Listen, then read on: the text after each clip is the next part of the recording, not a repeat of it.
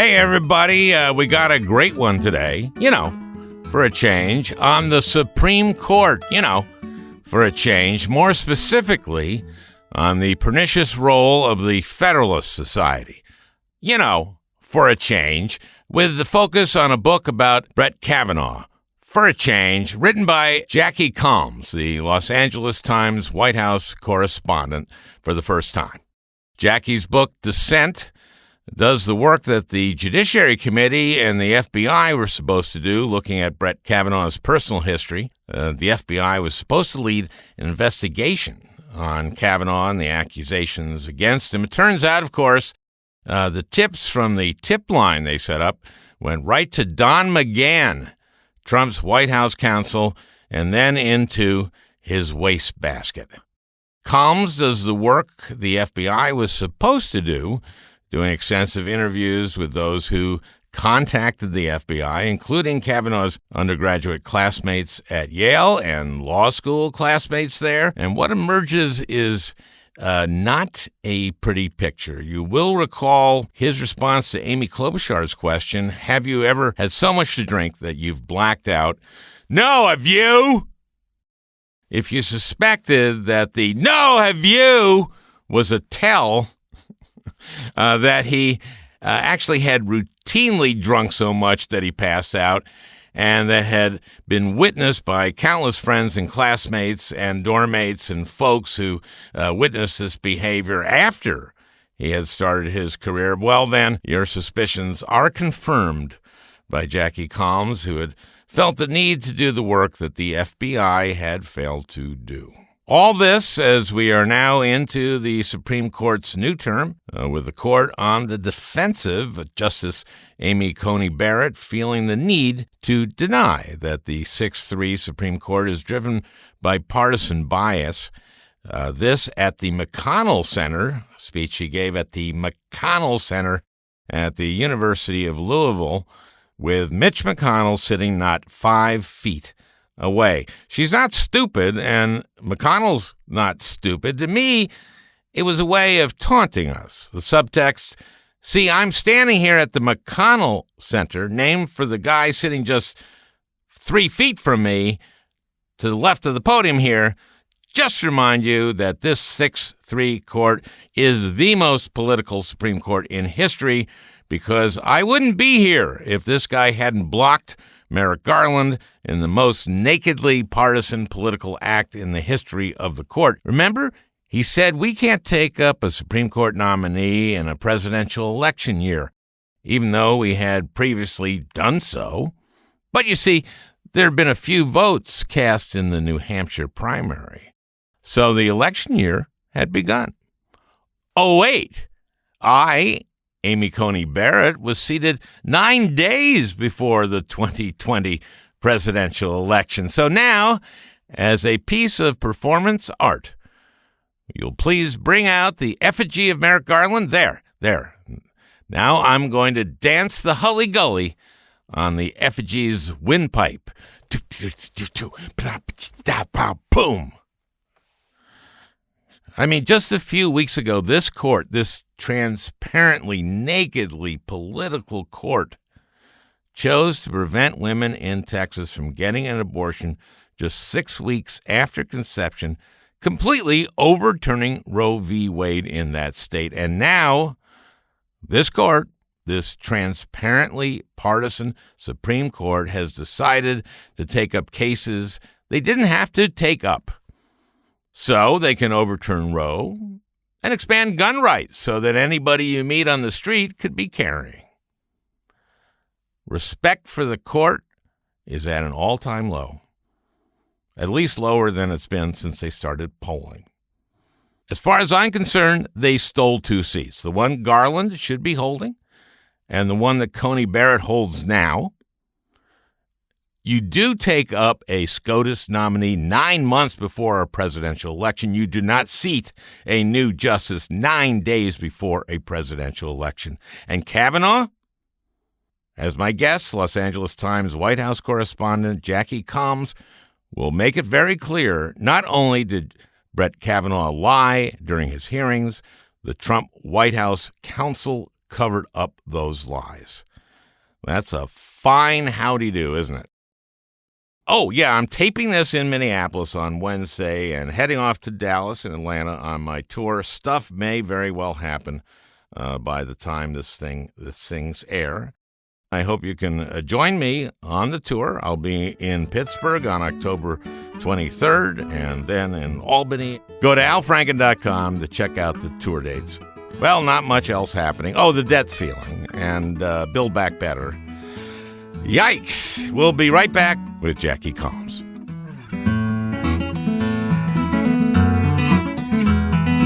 Thanks for joining us. I listen to your podcast all the time. You do? Good for you. What do you like? Who do you like? When you had Adam Serwer, I enjoyed that talk. Okay, well, good. He was great. Yeah, he's brilliant. Your book, Dissent, is really about the federal courts being packed by the Federalist Society, and a number of things have led to this.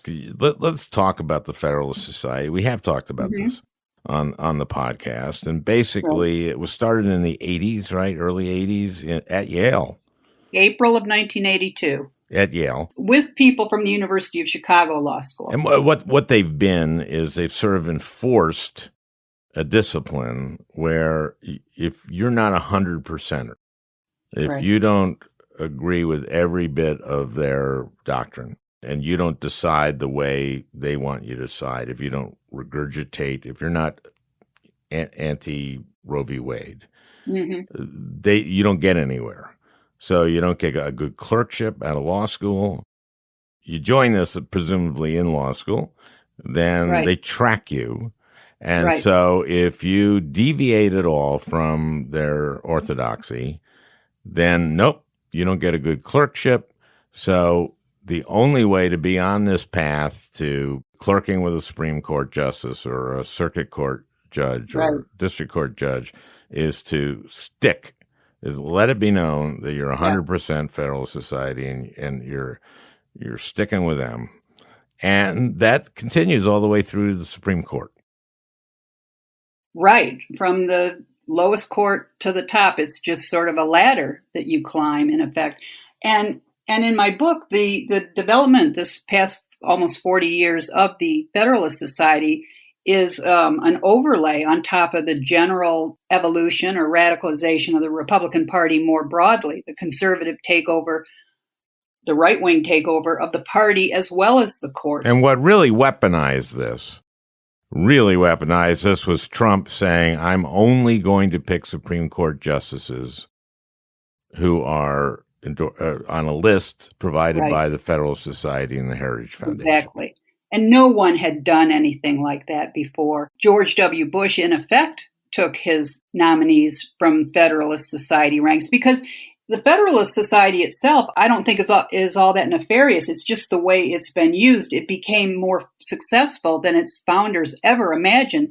It was supposed to be a law school sort of club because they felt so out of it in most law schools that were more liberal than conservative. But what happened is as people graduated law school and went all over the country to law firms, they decided to form their clubs in the cities. And then this just gravitated into a way for conservatives to get and Republican presidents, Republican senators in the states to identify people who were bona fide conservatives. And also law firms, a prestigious law firm. Exactly. If you're a member of the Federalist Society, that's another place you can go. You don't have to get a clerkship, or maybe you get the clerkship. Absolutely. And then after your clerkship, you go to Wilmer and Hale or one of those friggin' places, and you represent some big corporation and you make a lot of money. And then at the right time, if you're ambitious in that way, you get to be a judge.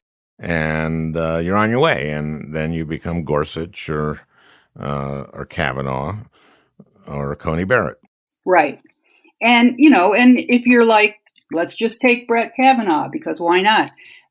He take Judge Kavanaugh, which is what your book focuses on, basically, and takes us through his life and then through the confirmation process. And, of course, what we're learning more and more is the scandalous failure to look into Dr. Ford's allegations, not just hers, but others as well. Yeah, right? even more Okay. Debbie Ramirez.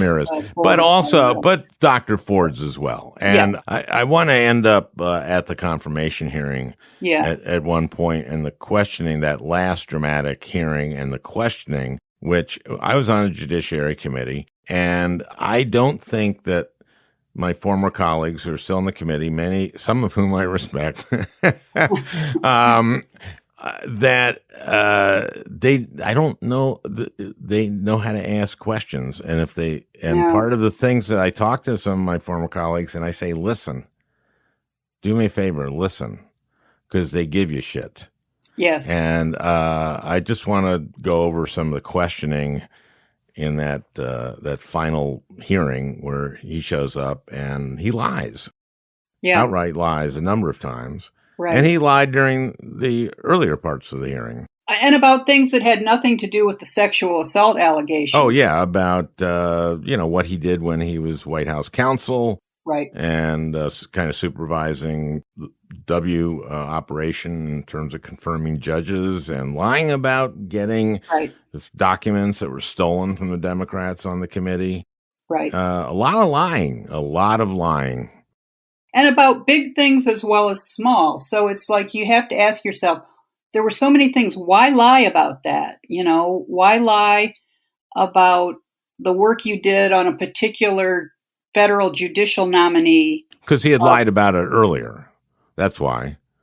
I mean, in other words, he had he had to go through previous confirmation hearings where he had lied. Yes. Did you know that once you do deceive, what a tangled web you weave? Like my mother said to me, if you lie, it's a problem because if you don't remember your lie, then you might not tell it the second time. That's why I have an app called the Detangler. Yeah. And I put in every lie I tell, and it keeps track of them, you see. That's a good thing to have. You'll have to, when we're off air, you'll have to tell me. We sell it on the podcast. Okay. The Detangler. One thing before you get to the hearing on Kavanaugh, I was going to mention that he's, he joined the Federalist Society as a freshman at Yale's law school. So he was at the founding campus of the Federalist Society, and just a couple years after it had been founded there. And at that point, and for some years afterwards, it was sort of a stigma in the broader world to be a member of the Federalist Society because it really sort of marked you as a right-winger. But for a Republican president, the fact that you would agree to join a club despite the stigma, that was a big feather in your cap. Oh, sounds like him taking a little bit of a risk, which that doesn't sound a lot like him. But, I mean, he grew up in this old boy network, right? Right. That must have been a calculated decision that he made. Right.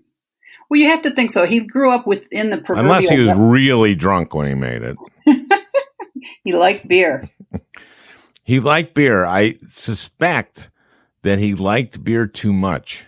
He definitely did, as literally dozens of his former classmates and some former friends told me in interviews from Yale. We'll get into the deliberately shoddy investigation of him that, Susan Collins and Jeff Flake said, we're not going to vote for him unless you do a shoddy investigation. Right. And then we'll vote for him. But it's got to be shoddy. Yeah. And Mitch McConnell gave them that shoddy investigation for their political cover. We'll give you an investigation. Sure. It'll be very thorough. Don't you worry. Don McGahn will be in charge of it. So you know that it's going to be a very thorough investigation. I can just see the turtle. Yep. And you kind of document this in your book, and your ears must have tingled when we heard that the tip line went directly to Don McGahn. Let me clarify that. What the FBI tip line was a tip line that people could call into to help the FBI with its investigation, and presumably those tips would be investigated by the FBI. But instead, they passed the tips on to who?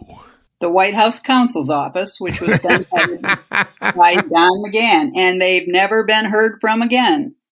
You know what? Everyone seems to be like, oh, well, that's what they did. Oh, that was smart, I guess. Right. I think there's something really wrong with that. Right.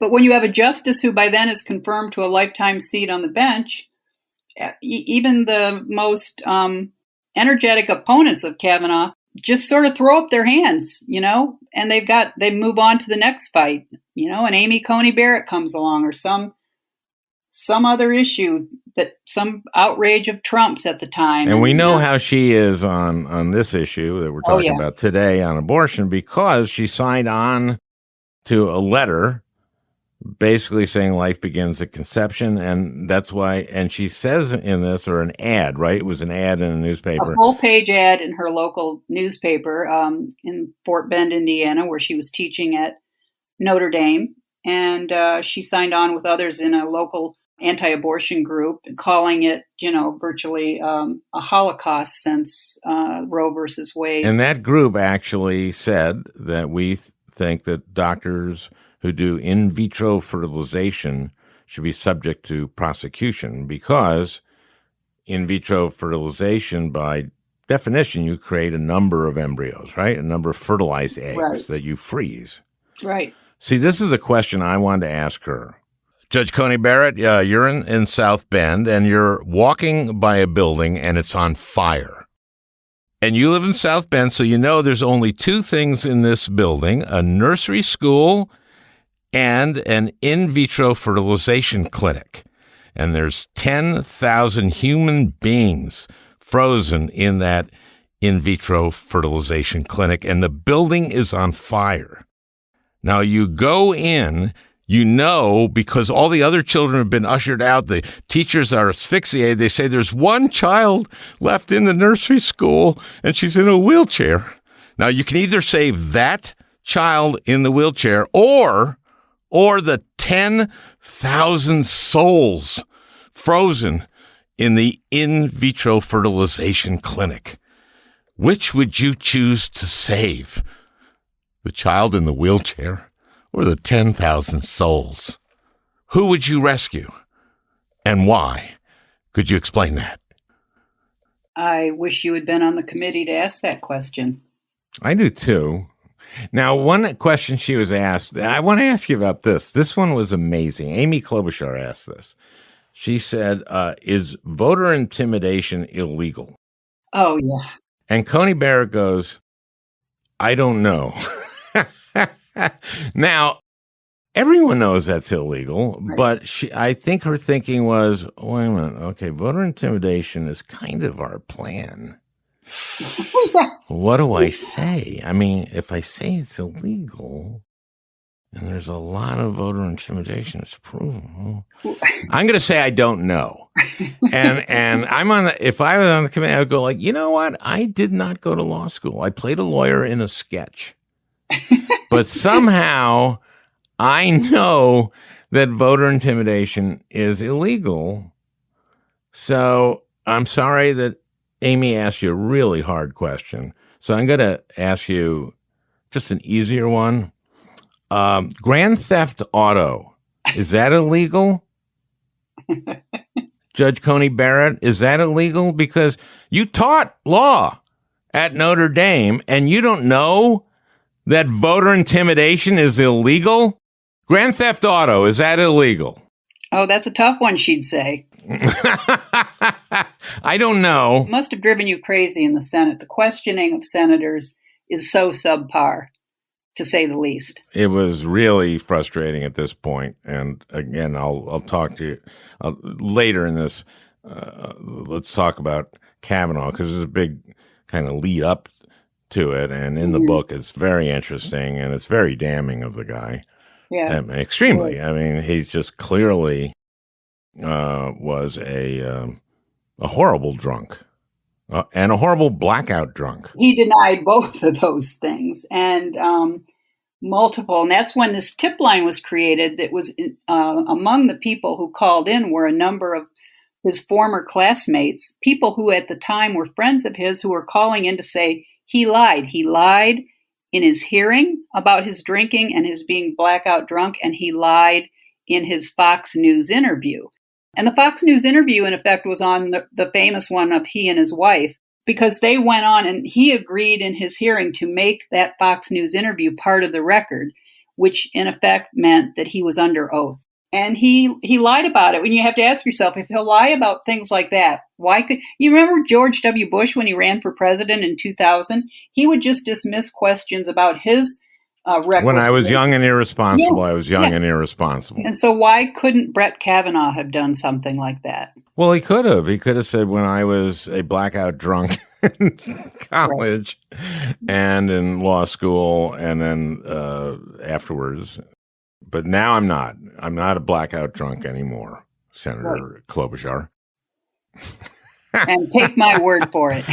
And, well, yeah, I mean, I think you might think I'm being honest if I acknowledge what is true previously. Mm-hmm. So there you go. And you're probably not a blackout drunk anymore. Okay, so let's keep going.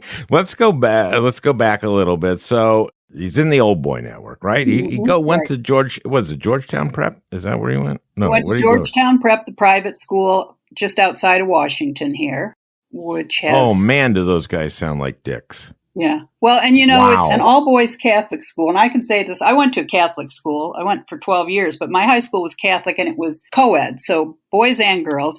And we had several all-boys Catholic schools in my hometown. And if we had a party, it was like bar the door against the guys coming from the all-boys schools, because they had one thing in mind. And it just was like, we were great friends, us girls at the high school, with the guys in our high school. And I think a big part of that was we went to school all week together. We were genuine friends. And on Monday, if any of them did anything nasty, on Monday, they had to face us in the corridors. And, an all-boys school, my experience with them, and it sounds like Brett Kavanaugh's, is, they go to school on Monday, and instead of, having to face up to anything they did wrong over the weekend, they get next to their lockers and they brag about it. Yeah, locker room chatter. Exactly. Isn't that what Trump? That was exactly his excuse, just like right? Trump did. Yeah. Okay. So Kavanaugh gets into a law firm. I mean, there's stories in your book about people saying that he kind of was doing this behavior very much so in law school. And that's Ramirez, right? She's testifying. No, she was in his undergraduate Yale years. So yeah. Oh, that's right. Yeah. Yeah. And in addition to Debbie Ramirez, who is very credible, I found in meeting with her and talking to her multiple times, they really kept a lid on her story. Christine Ford famously had her hearing where she testified for hours and was so credible that Trump said as much and he called her both compelling and credible. But then made ruthless fun of her. That was before he called her a liar. But then the Republicans and Don McGahn, the White House counsel, made sure that Debbie Ramirez didn't get a similar hearing, because she would have been every bit as credible and sympathetic, if not more so. The FBI talked to her, but the FBI didn't talk to any of the people whose names she gave them as potential corroborating witnesses. And there's a third person who was a second woman at Yale in that same freshman year at Yale, who we have an eyewitness who was sober on this night when he saw Brett Kavanaugh, whom he knew, and a couple guys in what he describes, and Kavanaugh denies, as a sexual assault of another terribly drunk young woman. Was this the Avenatti client? No. This is a completely credible client, but she wasn't anyone's client, because she has said she has no memory of this.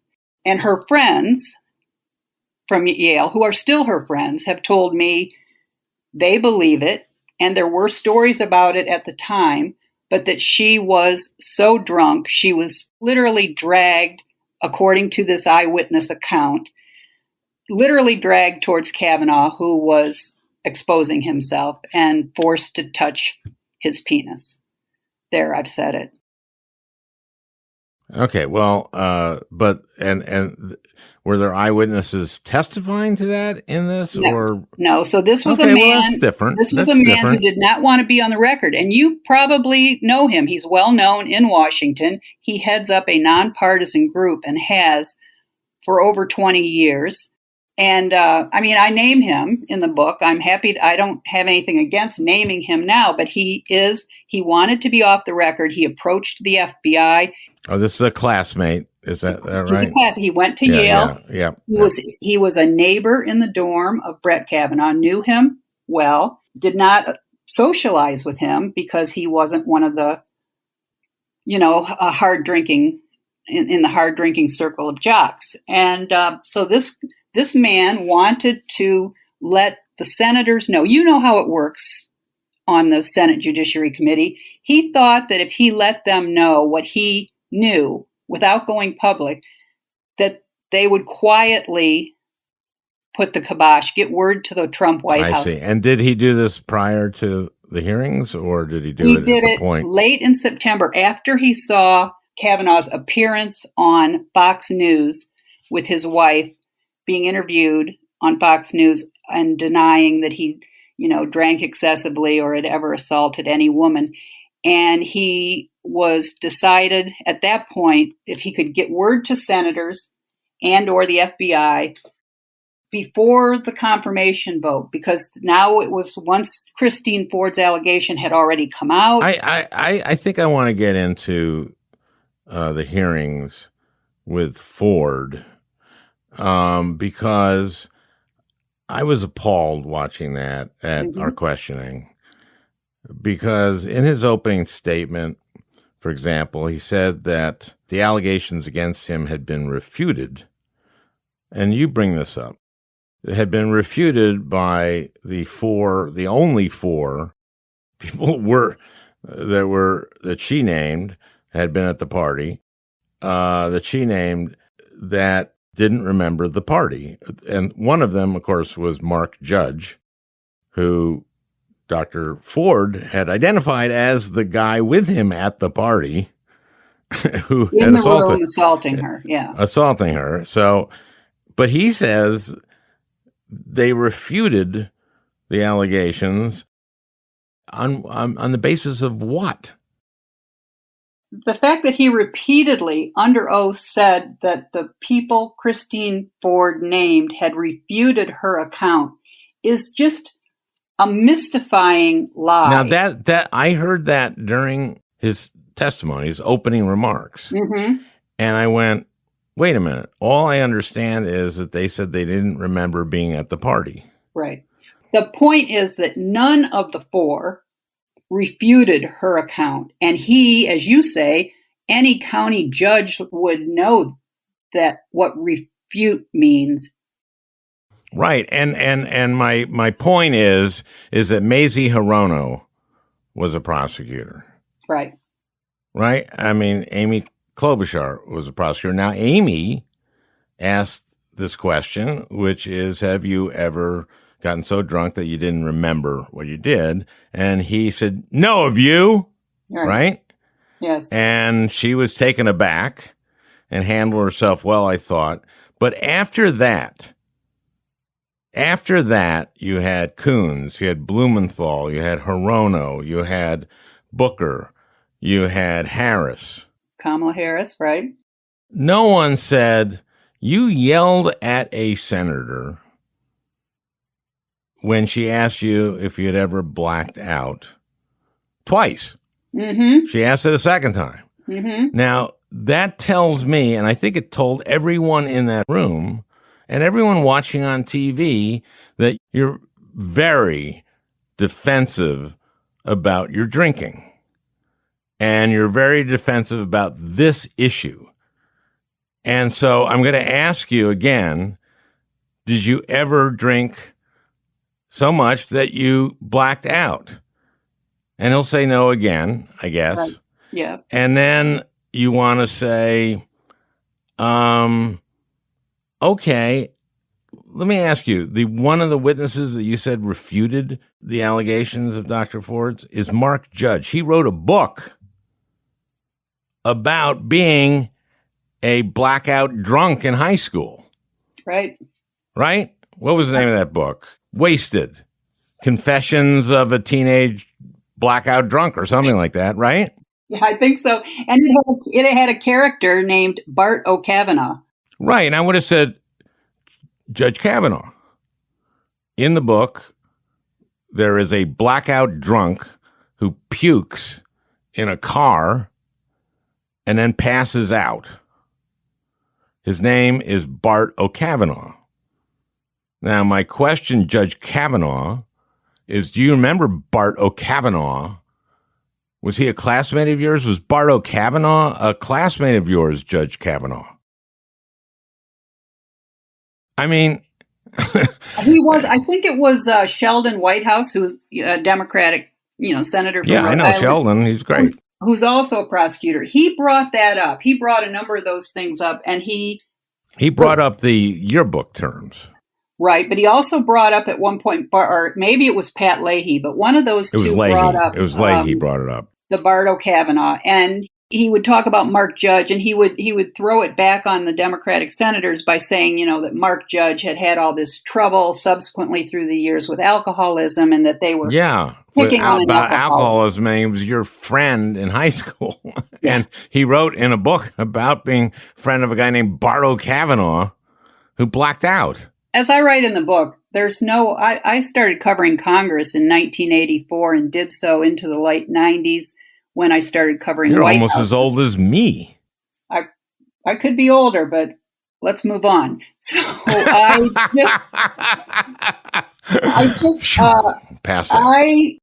was there when Robert Bork's confirmation hearings. I was there at the sitting at the table in the hearing room for Clarence Thomas and Anita Hill.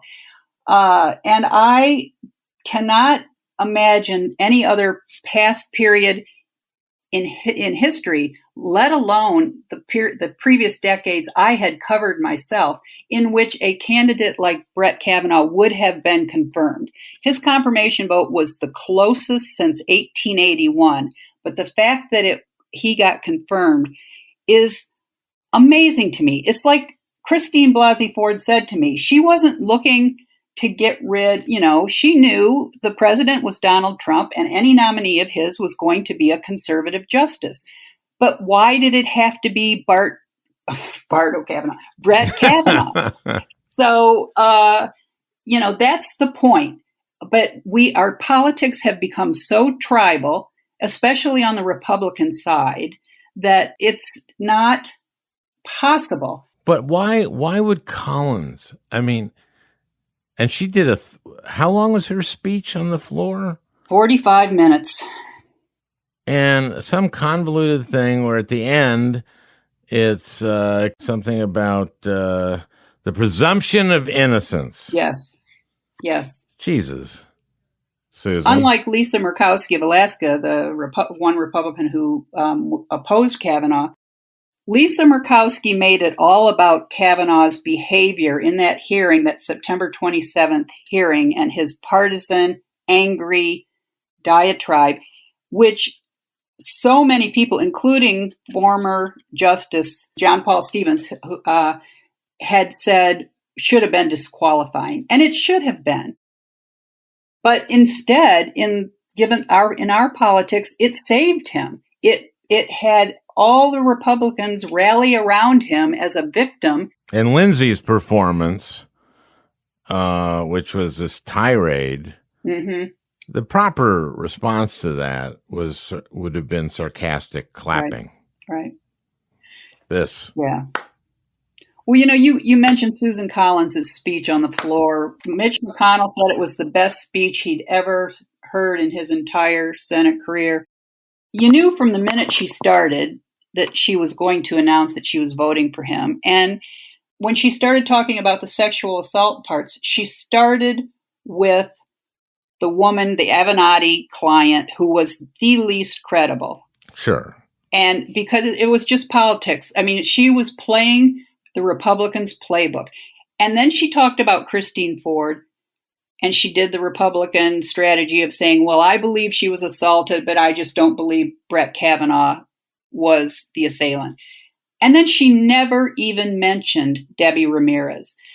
And she also knew about this unnamed woman who was allegedly assaulted by a drunk Kavanaugh the same year.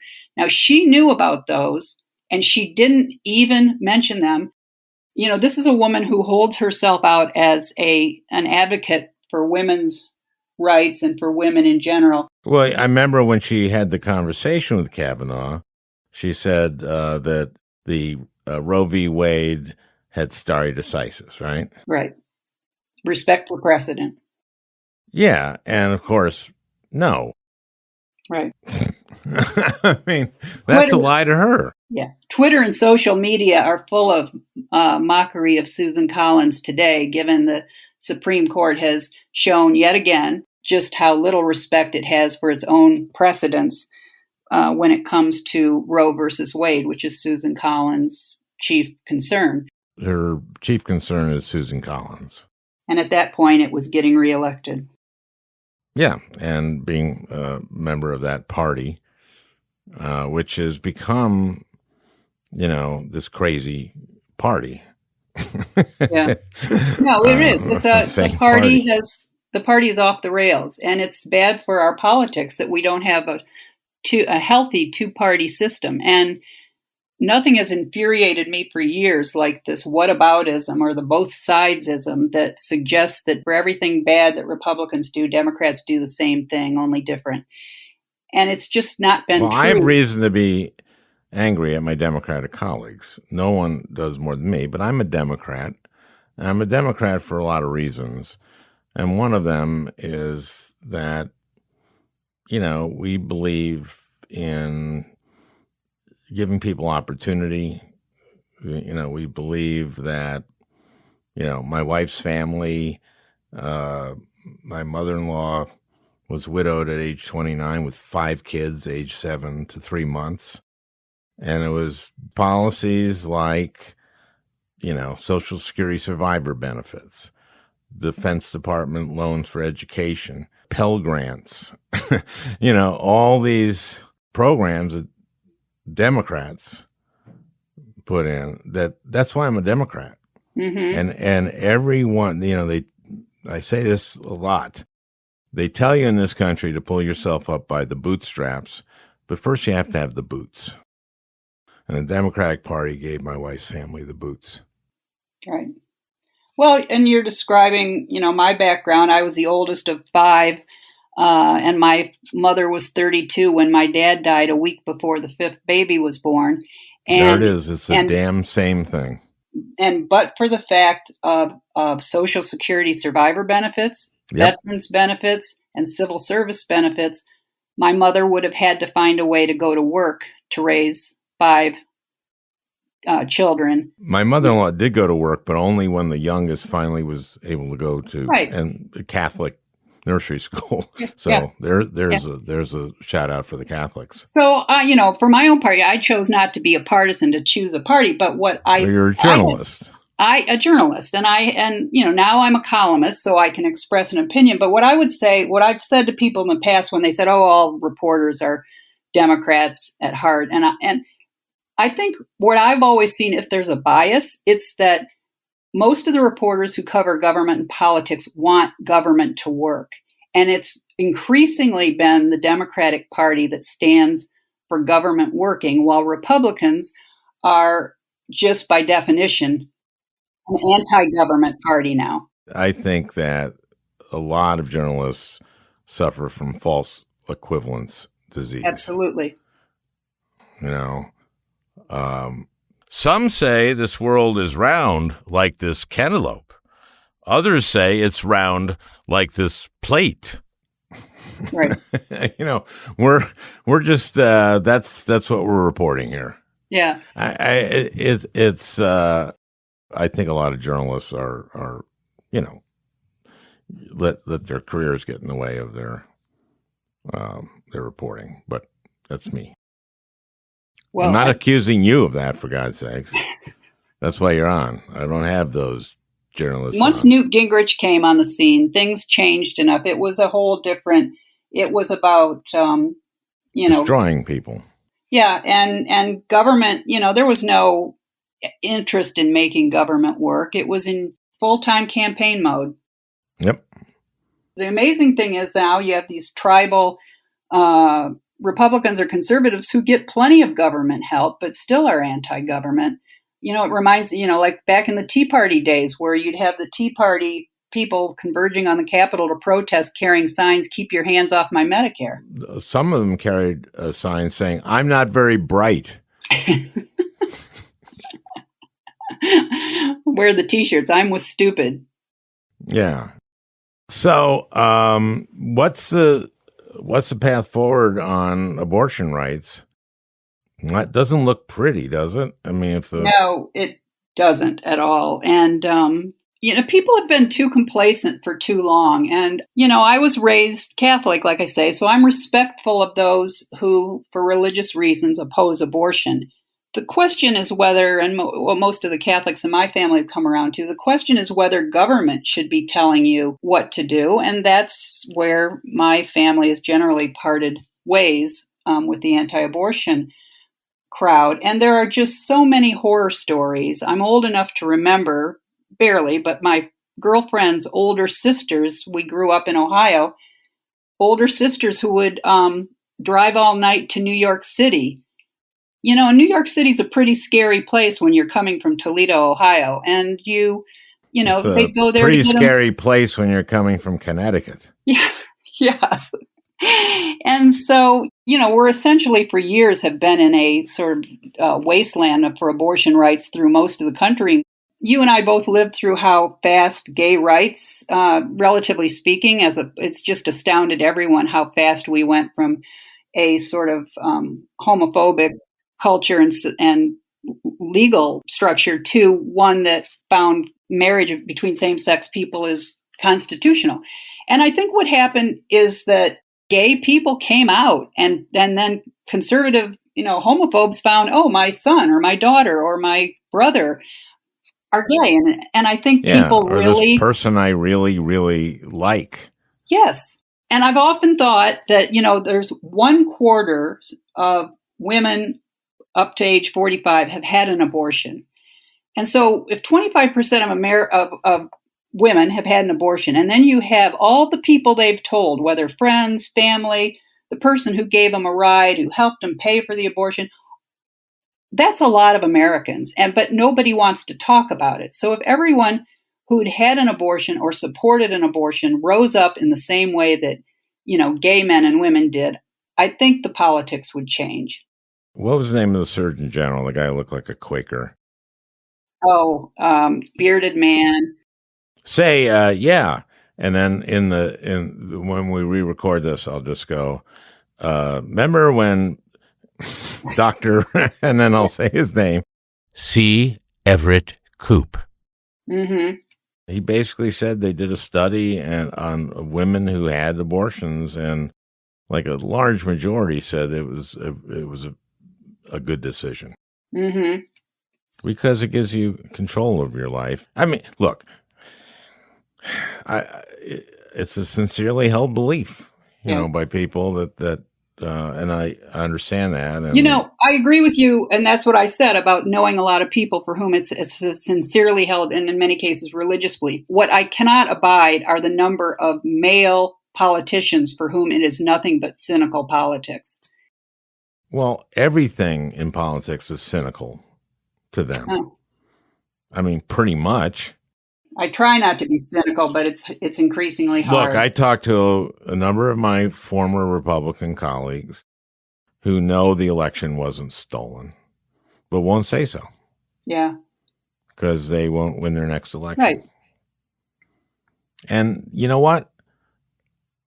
If you care about our democracy, if you care about our country, you say the election wasn't stolen. You say that because this is poison. And we saw it on January 6th, but we're still seeing it. We'll see its impact in 2022 and 2024. I had Michael Wolff on, who wrote the book Landslide, and it's a really good book. Mm-hmm. But he basically said if we hadn't impeached him, that gave him life. He thought the impeachment gave him life. That gave Trump life. Yeah, to add to his victimization. Because yes, and the thing he is good at is any kind of attention, positive, negative, especially this kind of thing, he uses to his advantage. It's a talent of his. Yeah. And we gave him that. He carries it into history, and I would never, I think, what if we hadn't impeached him? What if we had, in effect, said, it's okay to incite an insurrection and not accept your defeat, or it's okay to extort a foreign leader to find dirt on your life. Well, that one we should have done. I'm just saying this one, okay, he's got 10 days left. Yeah. You know what? We don't have to impeach you, because if we impeach you, then you'll get to go out in a dramatic way. And yeah. If we impeach him, okay, one, you think Mitch McConnell and those people are going to convict? It's interesting you argue that, because I hear a lot of people say the opposite, that they think the Democrats should not have impeached him for the Ukraine shenanigans, but for the insurrection, yes. So it's the opposite of what you're saying. Well, the Ukraine shenanigans, he was still president. I mean, he was going to be president for a while. And also it was what he did was shake down a foreign leader. I agree. And no, that was really impeachable. This was impeachable too, but it was kind of like, okay, he's going to be out the door, and we know what this was, and we're going to investigate it. We're going to all investigate it. Okay, guys? And I think that if they had agreed to all investigate it right away, then you wouldn't, I think a lot of Republicans would have been on Lynn Cheney's side. Right, right. The impeachment divided the country and gave people who, in the immediate aftermath of January 6th, people like McCarthy, who would say, like, this was pretty awful. This was awful. Mm-hmm. And we can't let this happen. And now they're, I think the recent developments are, Schiff is leading the investigation, right, for that committee, and is insisting on, like, getting the phone records of, like, how many times did Jim Jordan talk to the president on the 6th, and who talked to him? And it's like a lot of them.